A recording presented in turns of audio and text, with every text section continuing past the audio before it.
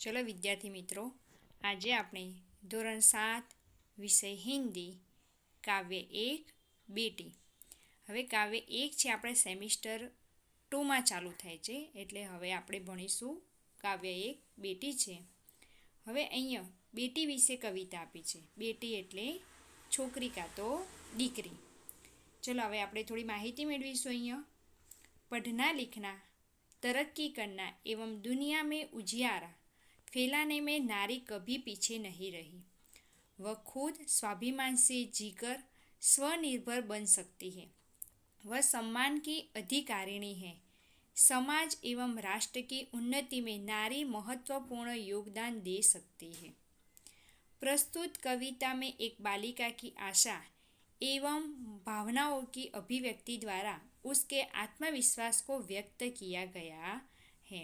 અહીંયા આ કાવ્યમાં આપણને કીધું છે કે છોકરીઓ કોઈ પણ બી કાર્ય કરવામાં કોઈ દિવસ પાછળ રહેતી નથી, હંમેશાના હંમેશા આગળ જ હોય છે.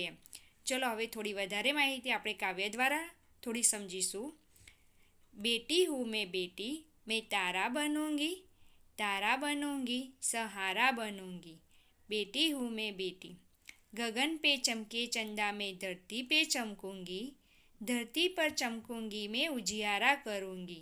बेटी हूँ मैं तारा बनूंगी सहारा बनूंगी. पढ़ूंगी लिखूंगी मैं मेहनत करूंगी, अपने पाँव चलकर मैं दुनिया को देखूंगी मैं दुनिया को समझूंगी. बेटी हूँ मैं बेटी, तारा बनूंगी. फूल जैसी सुंदर मैं बागों में खिलूंगी, तितली बनूंगी मैं हवा को चूमूंगी नाचूंगी गाऊंगी. बेटी हूँ मैं बेटी, तारा बनूंगी. અહીંયા આપણે કાવ્યનું ગાન કર્યું. હવે આપણે કાવ્યની સમજૂતી મેળવીશું. બેટી હું મેં તારા બનૂંગી. અહીંયા કહે છે હું છોકરી છું પણ પોતાનો વિકાસ હું જાતે કરીશ, એમ કે હું જાતે મારી મહેનત કરીને આગળ વધીશ. તારા બનૂંગી સહારા બનૂંગી એટલે શું, આપણે આકાશમાં જવાનું છે તારા બનવા માટે? ના, આપણે જાતે મહેનત કરીને હું દરેકને સહારો બનીશ, હું કોઈને મદદ કરી શકું એવી હું એક વ્યક્તિ બનીશ. ગગન પે ચમકે ચંદા મેં ધરતી પે ચમકૂંગી. ગગન એટલે આકાશ, આકાશમાં જમ તારા ચાંદો ચમકે છે એમ ધરતી પર ચમકૂંગી એટલે શું, આપણે આકાશમાં જે તારા હોય છે ચાંદ હોય છે એવી રીતે ચમકવાનું છે? ના, હું ખૂબ જ મહેનત કરીને અને આગળ વધીશ. એમ ધરતી પર ચમકૂંગી મેં ઉજિયારા કरूंगी. ઉજિયારા એટલે પ્રકાશ કરીશ. એમ આપણે અહીંયા જોઈએ છીએ કે સુનિતા વિલિયમ્સ, કલ્પના ચાવલા, પીટી ઉષા, આ બધા જ વ્યક્તિ જે હતી દીકરી એમ છોકરી, એ હંમેશા ઉજ્યાર એટલે પ્રકાશ ફેલાવી દીધો હતો આપણા દેશમાં. એવું અહીંયા આપણે દીકરી માટે ઉદાહરણ આપેલું છે કે ગગન પે ચમકે ચંદા મેં ધરતી પે ચમકૂંગી, ધરતી પર ચમકૂંગી મેં ઉજિયારા કरूंगी. હું ખૂબ જ અહીંયા રહીને પ્રકાશ પાથરી દઈશ. પઢૂંગી લીખૂંગી મેં મહેનત કरूंगी. હું પઢૂંગી લીખૂંગી અને ખૂબ જ મહેનત કરીને આગળ વધીશ. अपने पाँव चलकर मैं दुनिया को देखूंगी मैं दुनिया को समझूंगी. अपने पाँव चलकर એટલે હું ખૂબ જ મહેનત કરીને અને હું દુનિયાને સહારો બનીશ. એમ દુનિયા કો દેખૂંગી દુનિયા કો સમજૂંગી. એમ દુનિયા કેવી છે એ હું મહેનત કરીશ અને આગળ તરક્કી કરીશ તો મને ખબર પડશે કે દુનિયામાં કેવી રીતે મહેનત કરીને આગળ અવાય છે. ભણી ગણીને હું દુનિયાના વ્યવહારો સમજીશ અને દીકરી બનીને કોઈ દિવસ હું પાછળ રહીશ જ નહીં. એમ છેલ્લો પેરેગ્રાફ છે આપણે. ફૂલ જૈસી સુંદર મેં બાગોं में खिलूंगी, तितली बनूंगी मैं हवा को चूमूंगी नाचूंगी गाऊंगी. જેવી રીતે બગીચામાં સુંદર ફૂલો ખીલે છે એવી રીતે હું દુનિયારૂપી બગીચામાં ખીલીશ. તમને ખબર છે કે બગીચામાં કેવા સુંદર સુંદર ફૂલો હોય છે અને જોઈને આપણને કેવી ખુશી થાય છે. એમ હું પણ બી મહેનત કરીને આખી દુનિયાને ખુશી થાય એવી હું ખૂબ જ મહેનત કરીશ. પોતાના કાર્યો જીવનમાં સુગંધી ફેલાવી દઈશ. જેવી રીતે પતંગિયો હવામાં ઉડે છે, હવામાં પતંગિયા તમે ઉડતા જોયા જ હશે દરેકે. એ પતંગિયું હવામાં ઉડે છે એવી રીતે હું પણ ઝડપથી પ્રગતિ કરીને પોતાના લક્ષ્ય સુધી પહોંચી જઈશ. લક્ષ્ય પર પહોંચીને મારું દિલ નાચી ઉઠશે અને હું ખુશ થઈને ગાવા લાગીશ. એટલે હું ખૂબ જ મહેનત કરીશ ને જેમ પતંગિયું હવામાં ઉડે છે એમ હું પણ બી એમ ઝડપથી ઉડીને હું મારા પ્રગતિ તરફ વધીશ. બેટી હું મેં બેટી તારા બનૂંગી સહારા બનૂંગી. હું છોકરી છું, પોતાનો વિકાસ જાતે કરીશ, હું બીજાનો સહારો બનીશ, તેમને આશરો આપીશ અને હું દરેકને મદદ થાય એવી રીતે ખૂબ જ મહેનત કરીશ. અહીંયા આપણે આ કાવ્ય પૂર્ણ થાય છે. આ કાવ્ય તમારે તૈયાર કરવાની છે અને નોટબુકમાં પણ બી એ લખવાની છે. હવે એના નીચે આપણને શબ્દાર્થ આપ્યા છે અને મુહાવરા આપ્યા છે. એ તમારે નોટબુકમાં લખવાના છે. અભ્યાસમાં પ્રશ્ન નંબર 1 એ લખવાનો નથી. પ્રશ્ન નંબર 2 પ્રશ્નોના જવાબ છે 1 થી 5 એ તમારે નોટબુકમાં લખવાના છે. प्रश्न नंबर 3 शब्दकोश में ढूंढकर उन्हें शब्दकोश के क्रम में पत्तियों में लिखिए. અહીંયા જે આપણને ફૂલ આપ્યું છે ને ફૂલની અંદર જે જગ્યા આપી છે પાંદડામાં એ પાંદડાની અંદર તમારે જવાબ લખવાના છે.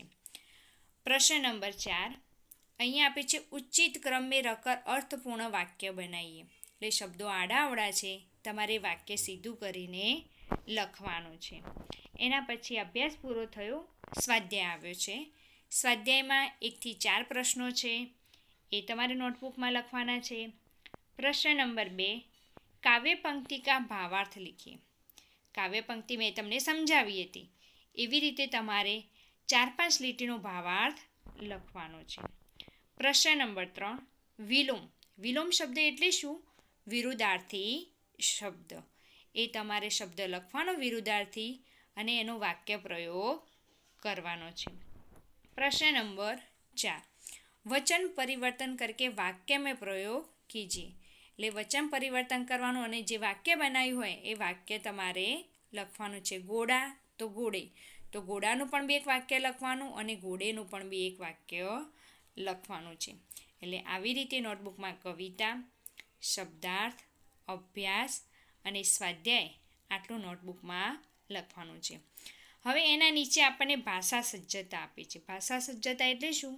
વ્યાકરણનો એક ભાગ છે કે જે દર વખતે આપણને પરીક્ષામાં પૂછાય છે. તો નિમ્નલિખિત શબ્દો કો પઢીએ. હવે અહીંયા આપણને જે શબ્દો આપ્યા છે આપણે થોડી વાંચીશું એટલે ખબર પડશે શું કહેવા માંગે છે. કેશા સાહસી બાલિકા થી. કેશા છોકરી તો હતી પણ કેવી છોકરી હતી? સાહસી. બગીચે મેં સુંદર ફૂલ ખીલે થે. બગીચામાં ફૂલ તો હતા પણ કેવા ફૂલો હતા? સુંદર ફૂલ હતા. ભારત ને श्रीलंका को 3 विकेट से हराया. नंबर 4 बाल्टी में थोड़ा सा पानी है. પાણી તો છે પણ વધારે નથી, થોડુંક છે. वह आदमी जा रहा था. उपयुक्त वाक्यों में रेखांकित शब्द, रेखांकित એટલે જેના નીચે અંડરલાઈન કરી છે તે. साहसी, सुंदर, 3, थोड़ा सा और वह संज्ञा की विशेषता बताता है. ले जो शब्द संज्ञा की विशेषता बताता है उसे विशेषण कहते हैं. વિશેષણનો મતલબ શું કે તમે જે વાક્ય બોલ્યા એ વાક્યમાં કંઈક નવો શબ્દ ઉમેરવામાં આવે તેને વિશેષણ કહેવાય. બગીચામાં ફૂલો છે એ તો બધાને ખબર છે પણ બગીચામાં સુંદર ફૂલો છે એ સુંદર શું આવ્યું? વિશેષણ આવ્યું. એટલે એ વાક્યની અંદર વિશેષણ ઉમેર્યું એટલે એવા વાક્યોને વિશેષણ કહેવાય છે. એટલે પરીક્ષામાં આવું પૂછાય તો તમને બધાને આવડશે. નિમ્નલિખિત વાક્યો કો પઢીએ. હવે ફરીથી પાછા બીજા વાક્યો આવ્યા છે આપણા માટે. हमारे देश में ईमानदार लोग ज़्यादा है. मुंबई जाने के लिए लंबा रास्ता तय करना पड़ता है. कौवे का रंग काला होता है. खरगोश का शरीर मुलायम होता है. शरीर के साथ मन स्वस्थ रखना जरूरी है. भारतीय संस्कृति विश्व में प्रसिद्ध है. पानी गंधहीन होता है. પૂર્વ દિશા મેં સૂર્યોદય હોતા હૈ.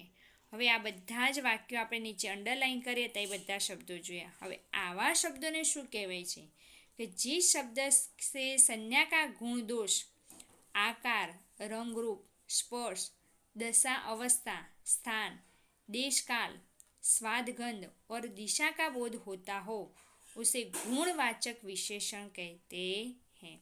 और पानी गंधहीन होता है એટલે કયો વિશેષણ થયો? ગુણવાચક. પહેલાં આપણે શીખ્યા તે વિશેષણ હતું. હવે કયું છે વિશેષણ?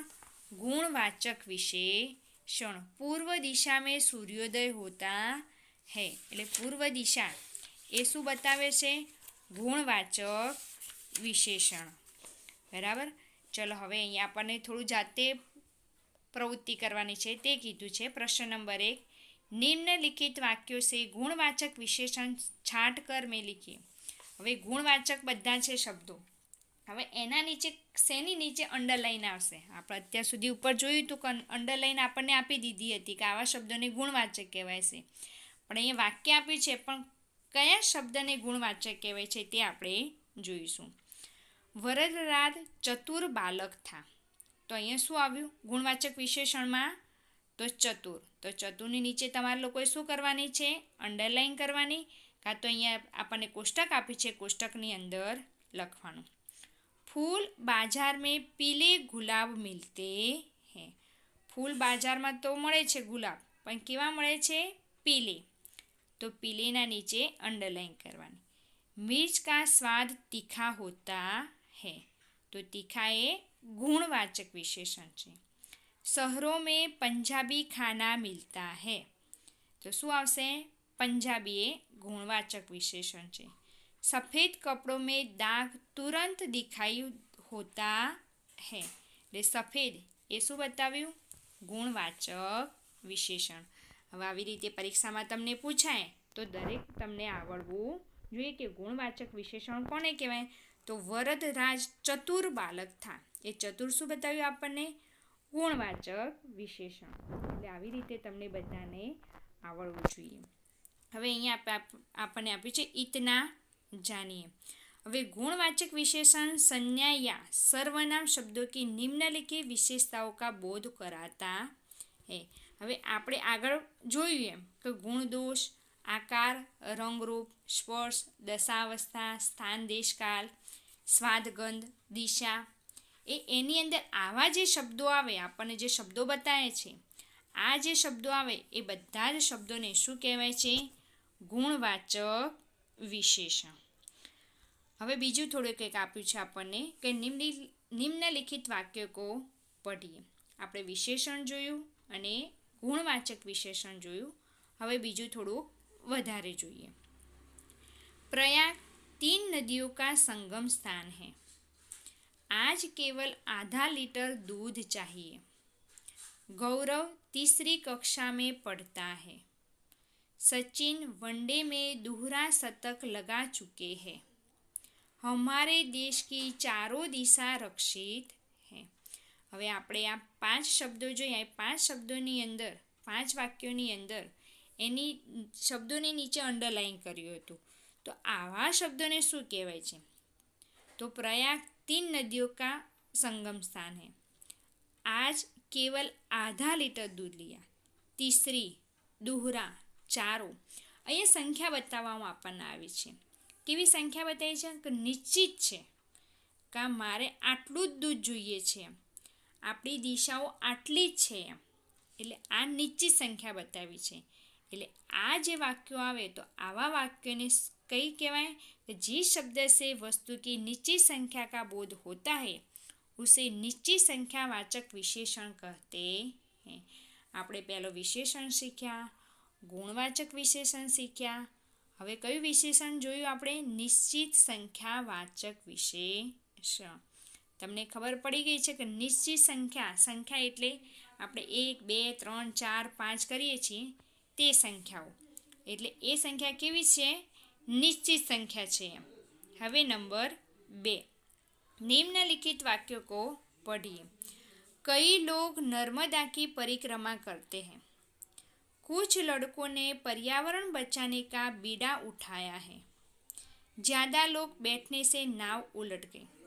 હવે તમે જુઓ છો કે અહીંયા આપણને કોઈ સંખ્યા બતાવવામાં આવી નથી. હવે કોઈ સંખ્યા બતાવવામાં ના આવી હોય તો આવા વાક્યોને કેવા વાક્યો કહેવાય છે? તો અનિશ્ચિત વાચક વિશેષણ કહેવાય છે કે એની અંદર આપણને કોઈ સંખ્યા બતાવવામાં આવી નથી. એમ કઈ કીધું છે, કુછ કીધું છે, જ્યાદા કીધું છે, કોઈ સંખ્યા આપણને બતાવી નથી. એમ તો આવા શબ્દોને અનિશ્ચિત વાચક વિશેષણ કહેવાય. હવે તમને પરીક્ષામાં વિશેષણ, ગુણવાચક વિશેષણ, નિશ્ચિતવાચક વિશેષણ અને અનિશ્ચિત વાચક વિશેષણ પૂછાય તો તમને બધાને આવડી જશે. અહીંયા પણ બી આપણે ઈજના જાણીએમાં પણ બી બતાવ્યું છે કે જે સંખ્યા હોય એ બધી સંખ્યાઓને નિશ્ચિતવાચક વિશેષણમાં કેવા કેવા વાક્યો આવે છે તે બતાવ્યું છે. હવે પ્રશ્ન નંબર 2 તે આપણે જાતે કરવાનો છે. હવે હું અહીંયા બોલું, તમારે પણ બી મારી સાથે સાથે જવાબ આપવાનો છે. निम्नलिखित शब्दों में से निश्चितवाचक और अनिश्चितवाचक विशेषण को छांटकर वाक्यों में प्रयोग कीजिए. વાક્યની અંદર પ્રયોગ કરવાનો છે, પણ આપણે પ્રયોગ પછી કરીશું, એ તો તમને આવડી જશે. પણ અહીંયા નિશ્ચિતવાચક કયા છે ને અનિશ્ચિતવાચક કયા છે તેના વિશે આપણે જોઈ લઈએ. તો પહેલાં તો કઈ એ કઈ આવશે? તો અનિશ્ચિતવાચક વિશેષણ. થોડા એ પણ બી અનિશ્ચિતવાચક વિશેષણ. 50 એ નિશ્ચિતવાચક વિશેષણ. 2.5 નિશ્ચિતવાચક. बहुत એ અનિશ્ચિતવાચક. कुछ અનિશ્ચિતવાચક વિશેષણ. 4 गुना એ નિશ્ચિતવાચક વિશેષણ. चौथा એ નિશ્ચિતવાચક વિશેષણ. જ્યાદા અનિશ્ચિતવાચક અને ચારો એ નિશ્ચિતવાચક વિશેષણ. પરીક્ષામાં તમને આવી રીતે પૂછાય ને તમને કીધું હોય કે આ વાક્યોને છૂટા વાક્યો પાડો, નિશ્ચિતવાચક અને અનિશ્ચિતવાચક. તો આવી રીતે તમારે સંખ્યા આપી હોય એ નિશ્ચિત અને સંખ્યા ના આપી હોય તે અનિશ્ચિતવાચક વિશેષણ છે. હવે તમને વ્યાકરણની અંદર વિશેષણ, ગુણવાચક વિશેષણ, નિશ્ચિતવાચક વિશેષણ અને સંખ્યા વિશેષણ, આ 4 એ તમને પરીક્ષામાં પૂછાય તો તમને આવડવું જોઈએ. તો તમારે નોટબુકમાં કવિતા લખવાની, શબ્દાર્થ લખવાના, મુહાવરે લખવાના, અભ્યાસ, સ્વાધ્યાય અને ભાષા સજ્જતા આટલું નોટબુકમાં સુંદર અક્ષરે લખવાનું. પાઠ 2 આપણે નેક્સ્ટ વિડીયોમાં જોઈશું. Thank you.